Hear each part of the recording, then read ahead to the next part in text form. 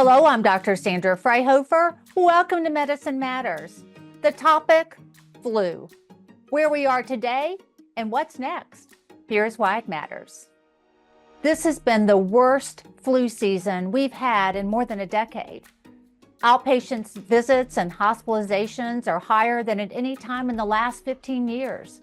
CDC says there have been at least 40 million illnesses, 520,000 hospitalizations, and 22,000 deaths from flu so far this season. This year's flu season is high severity. Children have been hit especially hard. As of March 1st, 114 children have died from the flu. Most were unvaccinated. There's also been an increase in flu-related neurological complications in children, including seizures and hallucinations. So what's different about this season that's made things so bad? This year's flu vaccine does provide about the same protection as in recent seasons, but we're late in the typical season. And as time goes on, flu vaccine protection starts to wane. Also, flu vaccination rates are down. Anti-vaccination sentiment has a role. Here's where we are today. Current data suggests the season has peaked. Seasonal flu activity remains elevated nationally, but fortunately, activity has now been decreasing for 3 consecutive weeks. But fast forward to next year, we need to prepare. Most flu vaccine is still grown in eggs. That takes time. The flu shot formula usually changes each year. Flu experts get together and look at what's been circulating and try to anticipate what we will be circulating for the following season. WHO, the World Health Organization, usually meets February and makes their suggestions. The U.S. has participated in these meetings in the past, but the president has pulled us out of WHO. But FDA officials were still allowed to participate virtually in the WHO's flu vaccine composition meeting. WHO has now made and published its recommendation for next year's new flu vaccine formula. But that's the WHO recommendation. FDA is the decider for the U.S. version. The usual chain of events is after WHO meets, VRBPAC, FDA's independent advisory committee, has a special meeting of its own to finalize the U.S. formula for next year's flu vaccine.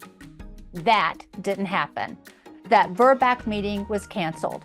However, FDA officials said these cancellations should not delay the formulation of flu vaccine for next season. And on Thursday, March 13th, the FDA approved the 2025-2026 flu vaccine formula without the input of its expert advisory committee, VRBPAC. But now we have more than just seasonal flu to worry about. H5N1 bird flu is an emerging threat.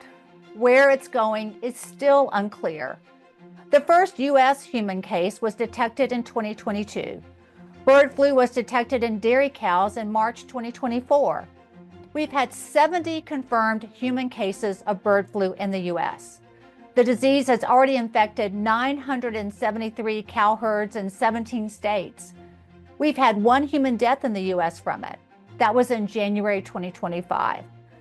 Now, so far, cases among people have been mostly in poultry or dairy workers, but bird flu is not just for birds or cows. Cats and rats and dogs and other mammals can get it too. And there's also worry that people who may have it aren't necessarily getting tested. So it's really hard to know how much bird flu is out there. On one of the final days of the Biden administration, Moderna received a $590 million contract from HHS to develop a bird flu vaccine. But now that contract, issued in December, may be in jeopardy. It's now under review by the new regime. This sparks worries about our preparedness for a potential bird flu pandemic. mRNA vaccines can be made quickly, and the Moderna agreement was seen by many as a key to fast-track approval of an H5N1 shot if needed.